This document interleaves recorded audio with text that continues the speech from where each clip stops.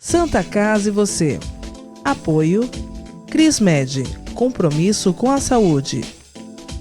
Aesp Odonto, porque o seu sorriso não tem preço. Nova Emergências Médicas, inspirado por excelência e inovação.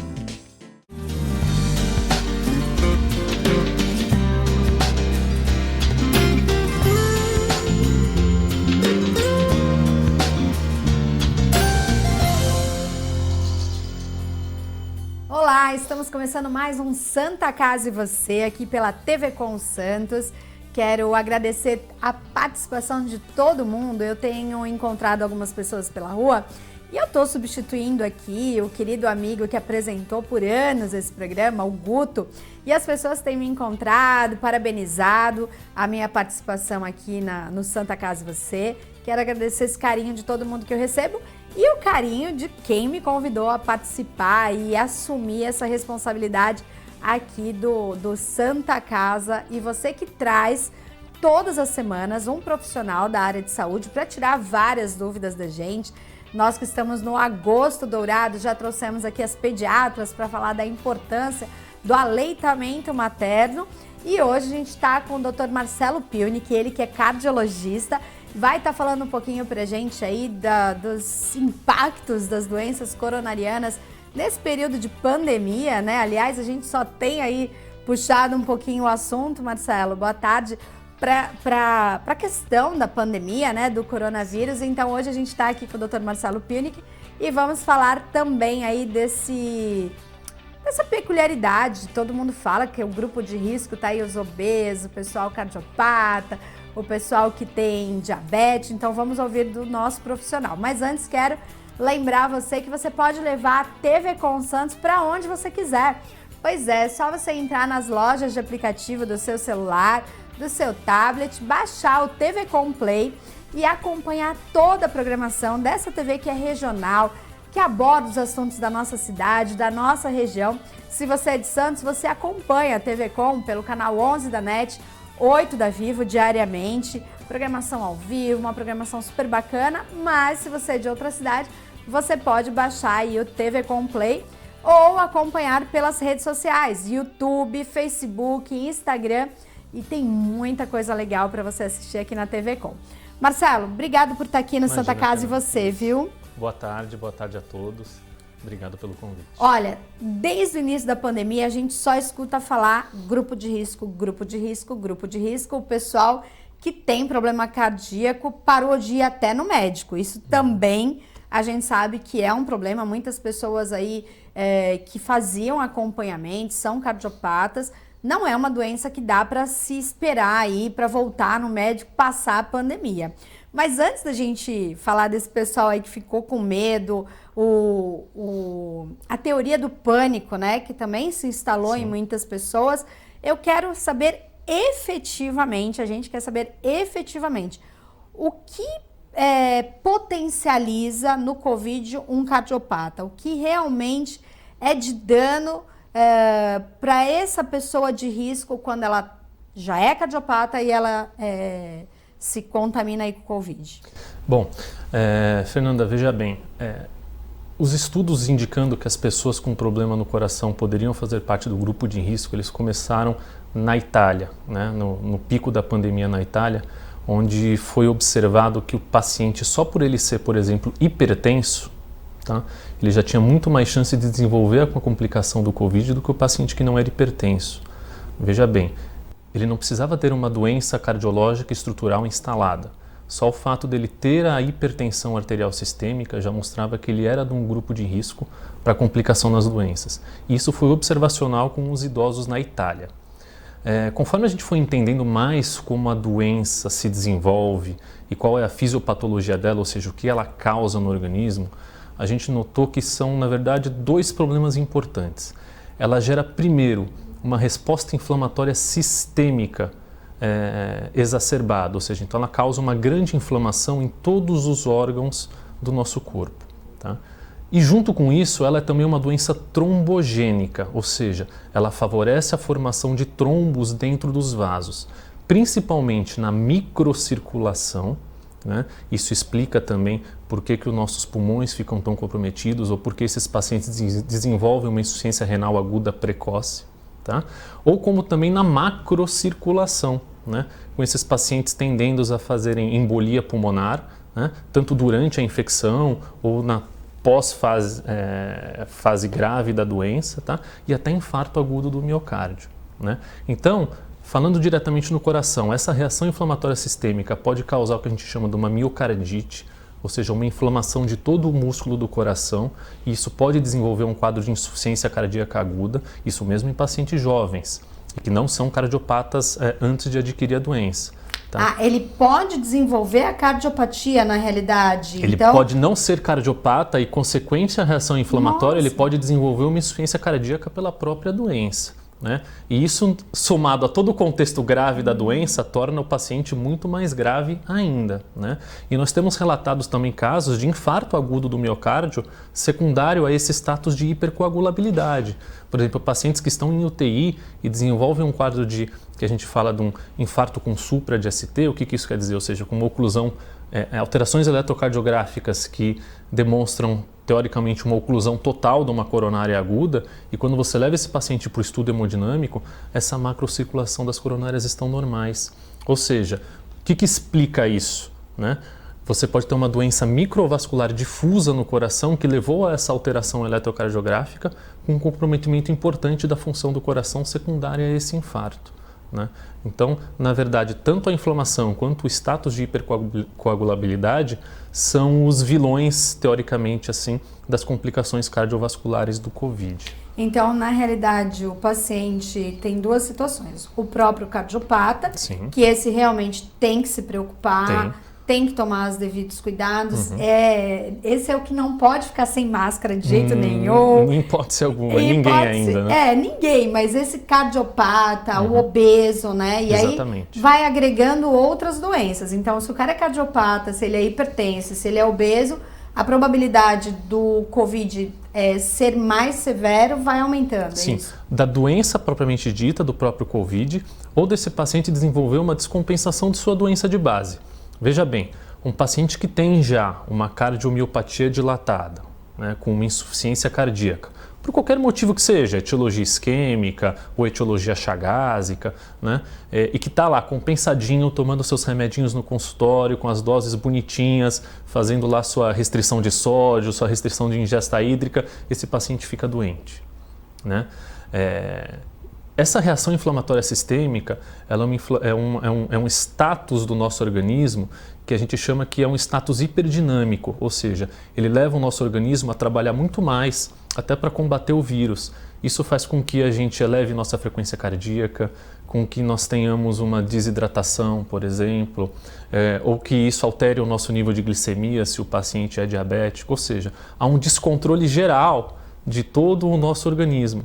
E a máquina começa a trabalhar muito mais para suprir alguma outra necessidade. E esse status hiperdinâmico por um paciente que tem insuficiência cardíaca, ou seja, o coraçãozinho está lá conseguindo manter a função dele naquele status, naquele limite, e de uma hora para outra ele é exigido que trabalhe mais, isso vai descompensar a doença de base do paciente cardiopata. Então, além de sofrer com as complicações do COVID, ele vai sofrer com um choque cardiogênico secundário a uma insuficiência cardíaca descompensada, ou seja, o coração subitamente vai parar de conseguir bombear o sangue suficiente para que os organismos funcionem normalmente, e você vai superajuntar duas coisas extremamente graves. Agora, você falou uma coisa que me deixou um pouco preocupada, que é um jovem, um cenário aí de um jovem que teoricamente não tem um problema cardíaco, contraiu aí o COVID, ele pode desenvolver a cardiopatia. Mesmo, e aí depois de curado do COVID, isso já vira uma coisa crônica depois? Sim e não. Tá. Né? Relacionado ao COVID, eu ainda não tenho essa resposta, porque é tudo muito recente. A gente não tem um acompanhamento a longo prazo desses pacientes para dizer exatamente como eles vão se comportar. Ele deixa cicatrizes. Deixa cicatrizes. Né? Em relação às miocardites, propriamente dito, nós temos casos de reversão total de quadros de miocardite, ou seja, uma insuficiência cardíaca por uma miocardite, ela pode ser revertida, sim. Só para dar um exemplo para o pessoal entender melhor, existe uma miocardite que é relacionada à gestação. né? Ou seja, toda aquela reação inflamatória da gestação, para algumas pessoas que têm uma tendência, a gestante pode desenvolver uma insuficiência cardíaca aguda secundária à própria gestação. Esse tipo de miocardite, ela é completamente reversível com o tempo, mas ela precisa ser tratada tanto quanto qualquer tipo de insuficiência cardíaca, com remédios fortes e tudo mais. Em relação a esses remédios, você pode parar ou não tomar depois que se reverte uma insuficiência cardíaca por uma miocardite? Que todo mundo adora parar de tomar remédio, Exatamente. né? Principalmente nessa situação. Às vezes você está tratando um paciente com uma insuficiência cardíaca por uma miocardite, aí você vai fazer um ecocardiograma de controle e esse exame mostra que o coração da pessoa já está completamente normal. Primeira pergunta, doutor, então eu posso parar de tomar os remédios, né? Existe um estudo que mostrou que infelizmente não. Se esses pacientes param de tomar remédio, quase a metade deles vai voltar a ter uma disfunção depois. O que está equilibrando é justamente a medicação. Tomar os remédios, sim. Então a gente pode ter justamente aquilo que te preocupou. Pacientes jovens de 24, 25 anos, previamente rígidos, que podem desenvolver sim uma miocardite secundária ao Covid, mas que podem recuperar a função, ter uma vida praticamente normal, mas que vão ter que tomar remédio aí para o resto da sua vida. Nossa, então assim, quando a gente escuta, eu escutei já, inclusive até um médico conversando comigo, falou, olha, o Covid ele não mata. O que mata são as doenças pré-existentes. Não é 100% isso. O Covid, ele mata, não, né? Exatamente. Porque, na realidade, se a pessoa não tem a doença pré-existente de um cardiopata e ela pode desenvolver, então o Covid, ele é muito agressivo. Sim. Ele é uma doença muito agressiva. Na verdade, você pode fazer um paralelo com o raciocínio de que o vírus do HIV não mata. Tá. Não mata porque as pessoas que contraem o vírus do HIV morrem de infecções oportunistas, cânceres secundários ao vírus do HIV, ou seja, e tudo mais. O mesmo pode se falar do vírus do Covid propriamente dito. É o vírus que mata? É a doença Covid que mata? Não.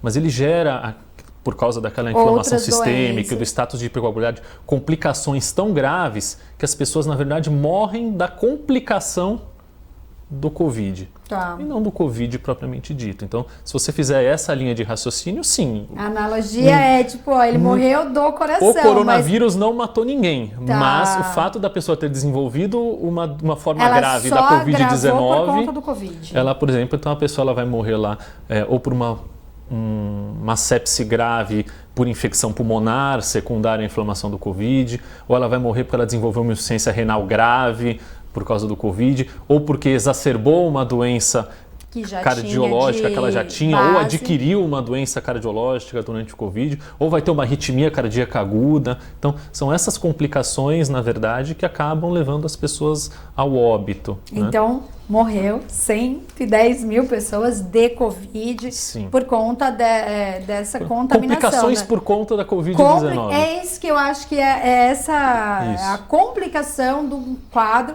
por conta do Covid, porque nós vimos atletas que realmente não tinham, teoricamente, nenhum problema de saúde, morrendo por conta do Covid, então ele realmente é importante que a gente tenha esse cuidado, porque a gente acaba ouvindo algumas coisas, Marcelo, e isso dá uma afrouxada aí no cuidado das pessoas, e é importante que todo mundo se cuide, e a importância, você que fica ali na urgência, na emergência, é chefe da UTI coronariana, viu muitos casos aí. Graças a Deus, queria até ouvir de você, na cidade de Santos, a gente pode dizer que esses números estão diminuindo, o Covid ele está estabilizando na nossa região? Sim, em Santos eu posso dizer para você que nós estamos numa zona estável, com uma tendência à queda, né? A gente pode dizer, por exemplo, na própria Santa Casa de Santos, que há um mês atrás pôde, graças a Deus, desativar 10 leitos de UTI que eram exclusivos para a Covid, para poder dar suporte a outras doenças, né? Então, ou seja, nós tínhamos aí 60, 70 leitos de UTI, podemos desativar 10, mas ainda mantemos uma área grande ainda para dar suporte para esses pacientes. Sim, e nesses boletins diários a gente chegou a ver 40 pessoas internadas no ápice aí em UTI. Hoje a gente está numa média de 17, Nós já chegamos 15. a ter quase 60 pacientes em UTI, se for somar pediatria e adultos, né? Pacientes ou com Covid confirmado ou com suspeita de Covid no pico realmente, a gente chegamos a ter quase 60 pacientes de UTI. Então, nossa, é muita puxado, coisa. é muita coisa. Agora, esse pessoal que ficou aí dominado pelo terrorismo, né? Que também houve um exagero e...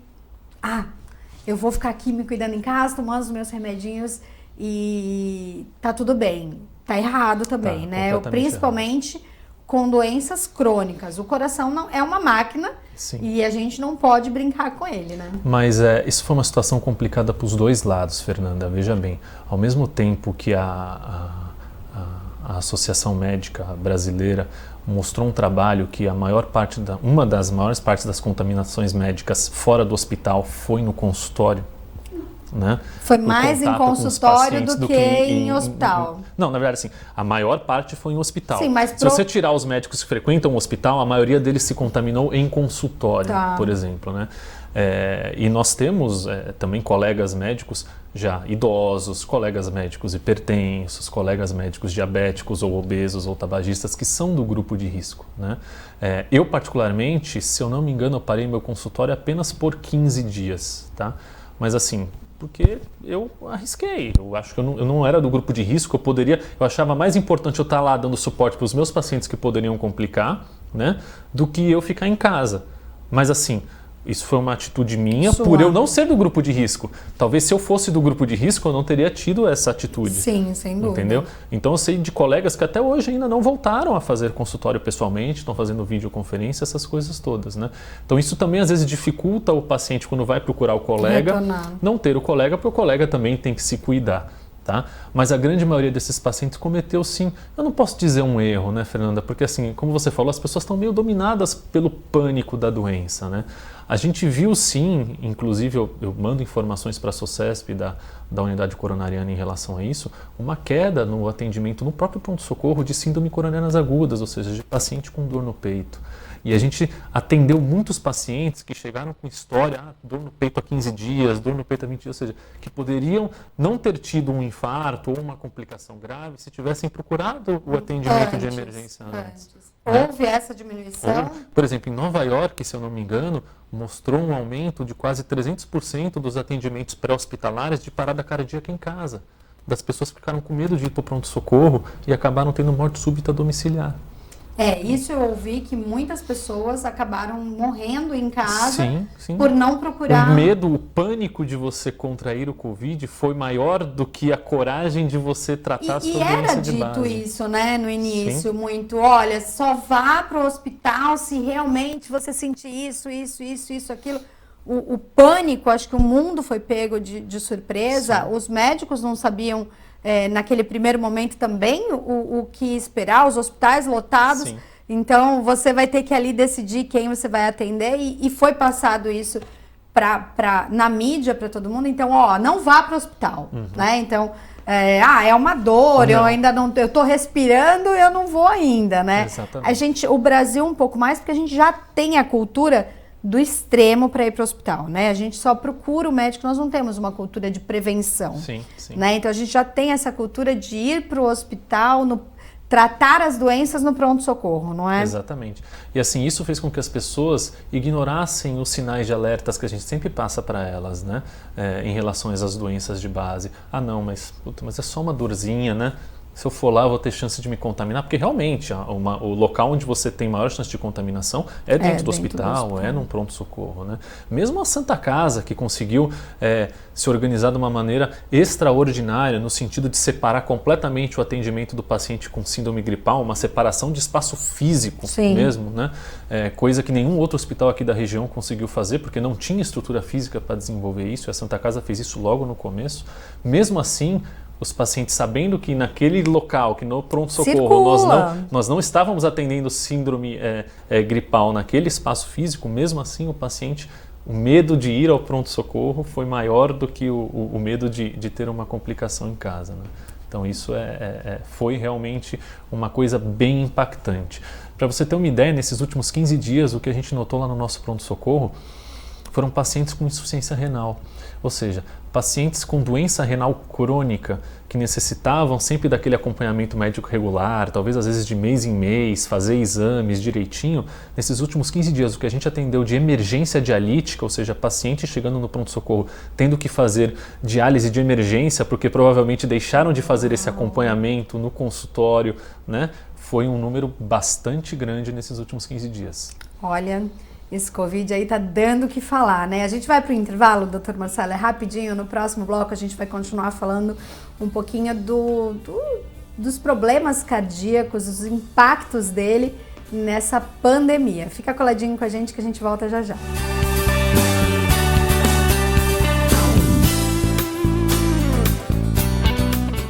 Agora os beneficiários do Plano Santa Casa Saúde contam com o novo 0800, oferecendo a você um serviço de urgência e emergência 24 horas, mais moderno, agilidade no seu atendimento e muito mais cuidado no seu socorro.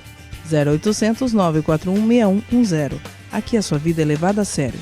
Apoio 9 Emergências Médicas. A vida é vulnerável. Por isso protegemos uns aos outros. Proteger é nosso instinto. A vida precisa de cuidados. Cuidados que começam na infância. Alguém para compreender suas necessidades. Para te apoiar mesmo quando o desafio é grande.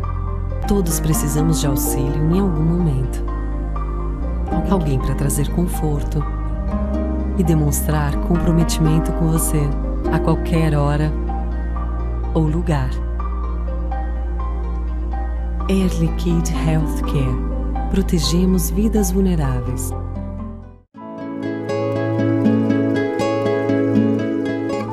A Crismed Comercial Hospitalar orgulha-se de ser considerada uma referência no ramo médico hospitalar, atuando há mais de 20 anos no mercado, com comprometimento, competência e excelência no atendimento aos clientes. Crismed, compromisso com a saúde. Rua São Paulo, número 13, Vila Belmiro, Santos. Acesse o site www.crismed.com.br. Com corpo clínico experiente e mais de 40 especialistas, o Plano Santa Casa Saúde oferece atendimento humanizado há mais de 25 anos. Além de convênio com o mais completo hospital da região, conta com clínica de especialidades, atendimento de urgência e emergência 24 horas, autorização de exames online e plano odontológico incluso. Consulte nossos corretores e saiba mais. Plano Santa Casa Saúde, sempre perto, cuidando de você. Cuidar da saúde bucal diariamente é fundamental, como a escovação, o uso de fio dental e enxaguantes bucais, mas nada substitui as visitas ao cirurgião dentista. Problemas bucais como a doença crônica gengival, periodontite, podem acarretar males inclusive para o coração, pulmões, entre outros mais. Não coloque a sua vida em risco, visite regularmente um profissional de sua confiança. Apoio AESP Odonto. Maior complexo hospitalar da região, a Santa Casa de Santos é referência em especialidades médicas, estrutura, atendimento e gestão. Há 3 anos, a instituição conta com uma nova administração, avançou em tecnologia e sustentabilidade, oferecendo melhores condições de trabalho aos colaboradores e ao corpo clínico e, principalmente, melhorias no atendimento dos pacientes. Foram investidos mais de R$1,5 milhão em equipamentos novos, como aparelhos de ressonância magnética, tomografia e serviço de hemodinâmica. O centro de diagnóstico possui ultrassonografia, mamografia e ecocardiograma, com capacidade para realizar mais de 10 mil exames mensais. O novo complexo de urgência e emergência está com ampla estrutura para os casos encaminhados pelo SAMU. São 2.000 metros quadrados totalmente dedicado ao SUS. Com o maior centro cirúrgico da região, a Santa Casa de Santos conta com 20 salas operatórias, realizando anualmente mais de 21 mil cirurgias. Ampla assistência em terapia intensiva especializada, o hospital realiza atendimento infantil e adulto, sendo o único da Baixada Santista com UTI neurológica, cardiológica e coronariana. Além disso, ampliou a capacidade de atendimento para a terapia intensiva. São 10 novos leitos construídos com a verba arrecadada no baile de 475 anos da instituição. O ensino e a pesquisa são os pilares da Santa Casa. O hospital investe frequentemente em educação médica continuada e no aperfeiçoamento das equipes multidisciplinares, garantindo um corpo clínico altamente qualificado e profissionais sempre atualizados. Com quase 5 séculos de história, a Santa Casa de Santos é um centro de excelência em saúde que não para de crescer, mantendo o foco na excelência e humanização do atendimento. Santa Casa de Santos, a cada dia mais completa.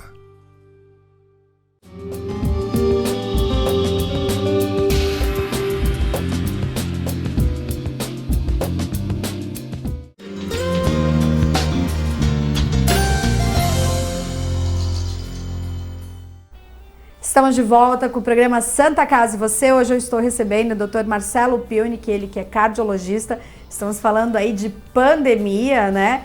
E doutor, a gente estava aqui no intervalo falando das infecções intra-hospitalares, né? Que também ocorreram. Eu queria que falasse um pouquinho sobre isso, que é importante. Sim, existem duas situações, Fernanda. Primeiro, os portadores que entraram assintomáticos em relação ao Covid no hospital, mas entraram com outro diagnóstico. Por exemplo, nós tivemos casos de pacientes que internaram com infarto, propriamente dito, sem sintomatologia nenhuma relacionada à Covid-19, receberam o tratamento desse infarto, ficaram em UTI, tiveram alta da UTI e alguns dias depois começaram a ter manifestações clínicas como febre e falta de ar, e quando a gente vai investigar, o paciente estava com Covid. Ou seja, qual é o perigo disso tudo, além do paciente desenvolver um Covid num pós-infarto, que é o risco do próprio paciente? É o risco de toda a contaminação da equipe de saúde ao seu redor, porque é um paciente que não tinha aquele tag de alerta, opa, ele é suspeita de Covid ou ele é Covid, né? Por mais que dentro do hospital a gente tome aqueles cuidados rotineiros em relação a isso. Todo mundo que entra no hospital, ele é testado Covid? Não necessariamente. Quem apresenta os sintomas, sim. Se o paciente tiver sintomas, sim. Tá? Pacientes que entram pela emergência com quadros não relacionados ao Covid, não fazemos esse tipo de teste, a não ser que haja alguma suspeita, né? Só que esse paciente, às vezes... tem uma grande parcela da população que é o assintomático, né? Que não apresenta nada, Exatamente. Que passa pelo Covid, ainda que com doenças pré-existentes graves, mas não sente absolutamente nada. Exatamente. E qual o perigo disso, por exemplo? Esses pacientes, às vezes, recebem alguma terapia dentro da UTI, por exemplo, uma terapia com uma... fisioterapia com uma ventilação mecânica não invasiva, por exemplo, que é o uso do aparelho que nebuliza, né, em todo o ambiente. Então, esse paciente está contaminado, isso é suficiente, às vezes, para você contaminar toda a equipe médica e de enfermagem e todos os pacientes que estão ao redor também, né? Esse é o risco que a gente correu e tivemos casos nesse sentido, sim, mais de um até, né? Ainda que tomando todos os cuidados. Ainda que tomando todos os cuidados, exatamente. Por isso que para cirurgias eletivas, alguns serviços, né, para cirurgias agendadas, testam os pacientes antes, justamente para quando ele for fazer a cirurgia, já saber qual cuidado tem que ter com ele, se ele tem que ficar num quarto isolado ou não. Mas quando se faz isso eletivamente, existe essa oportunidade. Num caso de urgência ou de emergência, a gente não tem essa oportunidade de fazer.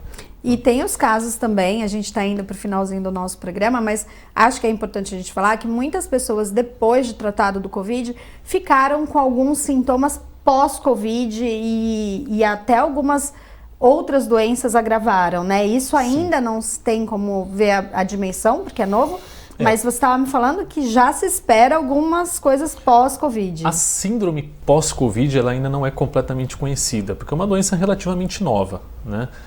Mas a gente costuma traçar um paralelo em relação ao que foi o H1N1, né? Pacientes graves de H1N1 que ficaram em UTI, precisaram de ventilação mecânica, esses pacientes tiveram uma sequela pulmonar que a gente chama de fibrose pulmonar, é uma doença pulmonar grave que cursa com uma insuficiência respiratória contínua. Esses pacientes não vão ter mais uma função pulmonar normal durante toda a sua vida, e alguns até com indicação de transplante de pulmão.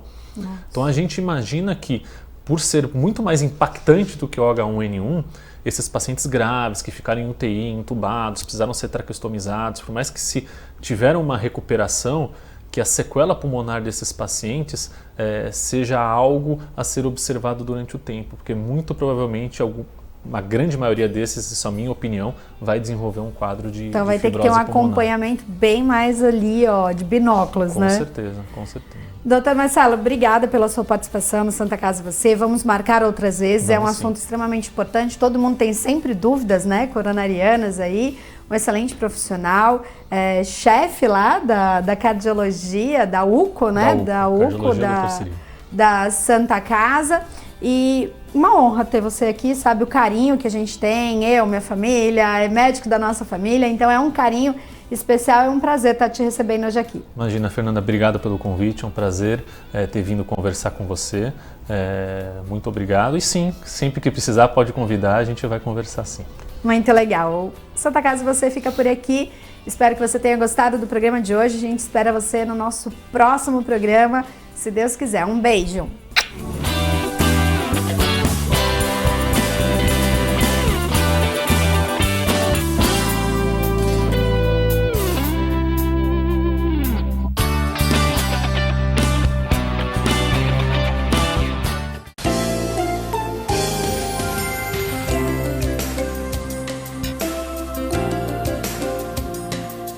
Santa Casa e Você. Apoio Crismed, compromisso com a saúde. Aesp Odonto, porque o seu sorriso não tem preço. Nova Emergências Médicas, inspirado por excelência e inovação.